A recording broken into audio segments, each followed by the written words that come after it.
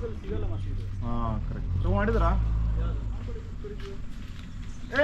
ಒಂದು 2 ನಿಮಿಷ ಇರ್ರಿ ಮಾಡ್ಕೋತಾರೆ ಅದು ಎರಡು ಸರ್ ಇವಾಗ ಅಲ್ಲೊಂದಿದೆ ಆಲೆ ಅಂತ ಹೇಳಿ ಆ ಮರದ ಹತ್ರ ಒಂದಿದೆ ನೋಡಿ ಸರ್ ಅಲ್ಲಿ ಅದು 2 ಗಂಟೆ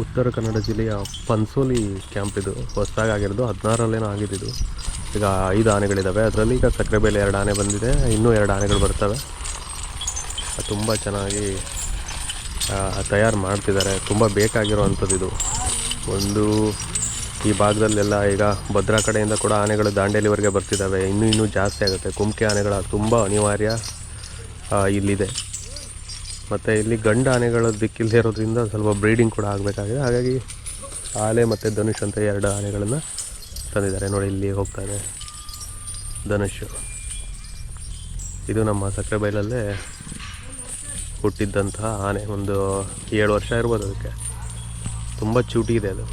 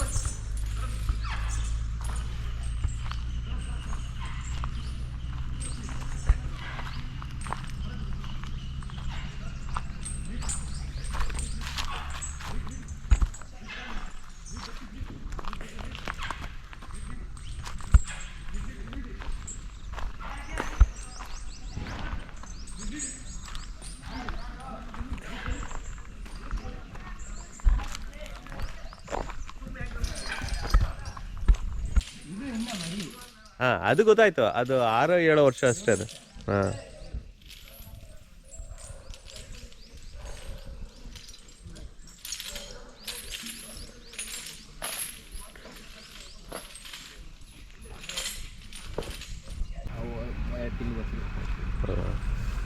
ನೀವು ಬಂದು ಸುಮಾರು ವರ್ಷ ಆಯ್ತು ಇಲ್ಲಿಗೆ ಇಲ್ಲ 2.5 ವರ್ಷ ಆಯ್ತು ಹೌದಾ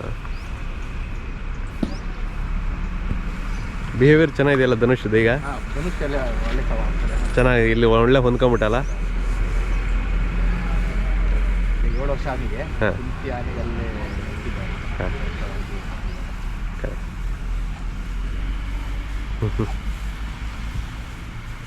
ಆಲೆ ಸ್ವಲ್ಪ ಇನ್ನೂ ಬೇಕು ಅನ್ಸುತ್ತೆ ಟೈಮ್ ಬೇಕು ಹೊಂದ್ಕೋಬೇಕು ಅದು ಬೆಳೆದಿದೆಯಲ್ಲ ಇದು ಬೆಳೆದ್ರೆ ಇದು ಹಂಗೆ ಇದು ನಮ್ಮ ಸಗರಬೈಲಲ್ಲೇ ಹುಟ್ಟಿದ್ದಲ್ಲ ಇದು ಕುಂತಿ ಆನೆಗೆ ಅದು ಗೀತಾ ಆನೆಗೆ ಯಾವುದು ಆಲೆ ಆಲೆ ಆಲೆ ಗೀತಾ ಅಂತ ಆನೆ ರಂಗ ಇದ್ನಲ್ಲ ಅವನ ತಮ್ಮ ಅದಕ್ಕೆ ಆಲೆ 16-15 ವರ್ಷ 16 ವರ್ಷ 17 ವರ್ಷ ಆಯ್ತದೆ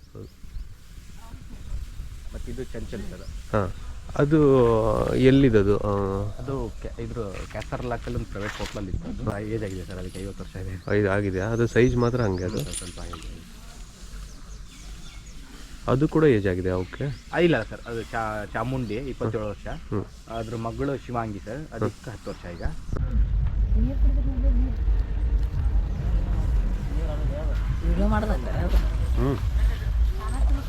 ಮಾತಾಡ್ತೀಯೇನು ಫೋಟೋ ಚೆನ್ನಾಗಿ ಬಂದಿದೆಯಾ ಯಾವರು ನೀವೆಲ್ಲ ಎಂತ ಊರಿನವ್ರ ಟ್ರಿಪ್ ಬಂದಿದ್ದಾ ಊರಾ ನಿಮ್ದೆಲ್ಲ ಸೇರಿ ಬಂದಿದ್ದು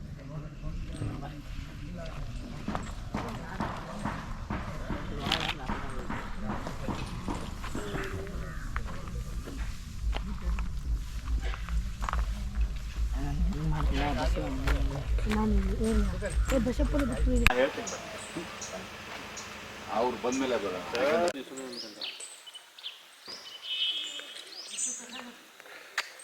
ನೋಡಿ ಒಳ್ಳೆ ಪಾಠ ಕರ್ಕೊಂಡು ಬಂದ್ರೆ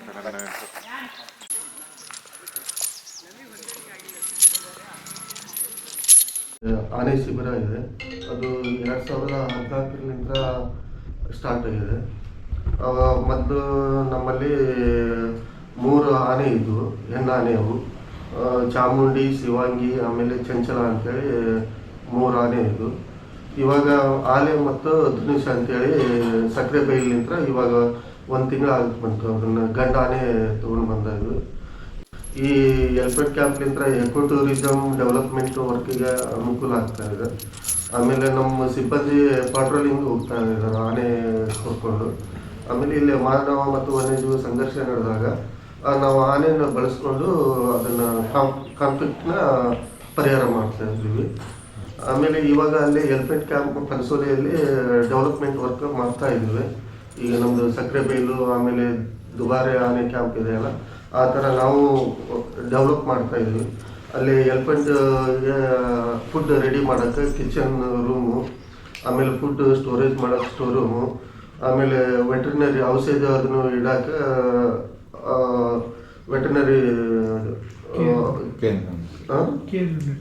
ಕೇನ್ ಯೂನಿಟ್, ಆಮೇಲೆ ಎಲಿಫೆಂಟ್ ಡಿಸ್ಪ್ಲೇ ಯೂನಿಟ್ ಮಾಡ್ತಾ ಇದ್ವಿ. ಈಗ ಜನರು ಪ್ರವಾಸಿಗರು ಬಂದು ನೋಡೋಕೆ ಅಂತೇಳಿ ಅದು ಎಲಿಫೆಂಟ್ ಡಿಸ್ಪ್ಲೇ ಯೂನಿಟ್ ರೆಡಿ ಮಾಡ್ತಾ ಇದ್ವಿ.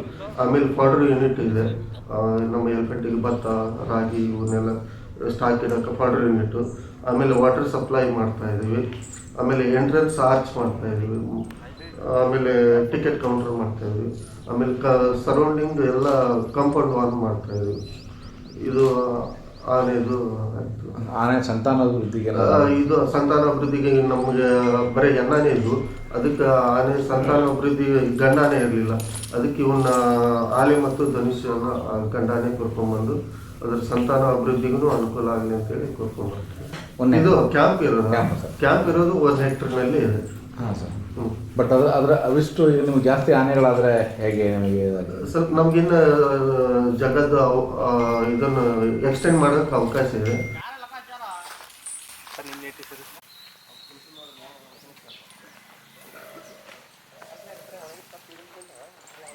ನಮಗೆ ಟೈಗರು, ಲೆಪರ್ಡು ಕಾನ್ಫ್ಲಿಕ್ಟ್ ಜಾಸ್ತಿ ಆದಾಗ ನಾವು ಇದನ್ನು ಆನೆಯನ್ನು ಬಳಸ್ಕೊಂಡು ನಾವು ಅದನ್ನು ಅಬ್ಸರ್ವ್ ಮಾಡ್ತಿರ್ತೀವಿ. ಅಬ್ಸರ್ವ್ ಮಾಡಿ ಆಮೇಲೆ ಅದನ್ನು ಟ್ರ್ಯಾಂಕ್ಲೈಸ್, ಈಗ ಎಲಿಫೆಂಟಿಗೆ ಅಥವಾ ಲೆಪರ್ಡ್ಗೆ ಟ್ರ್ಯಾಂಕ್ಲೈಸ್ ಮಾಡೋಕ್ಕೆ ಅದಕ್ಕೆ ಯೂಸ್ ಮಾಡ್ತಾ ಇರ್ತೀವಿ. ಆಮೇಲೆ ಇಲ್ಲ ಆನೆದ ಸಂಘರ್ಷ, ಮಾನವೊಂದು ಆನೆದ ಸಂಘರ್ಷ ಜಾಸ್ತಿ ಆಯ್ತಪ್ಪ ಅಂದರೆ ಇವನ್ನ ಆನೆ ತಗೊಂಡು ಹೋಗಿ ಇದು ಮಾಡಿಕೊಂಡು ಕ್ಯಾಪ್ಚರ್ ಮಾಡ್ತೀವಿ. ಆನೆನ ಕ್ಯಾಪ್ಚರ್ ಮಾಡೋಕ್ಕೆ ಯೂಸ್ ಮಾಡ್ತೀವಿ.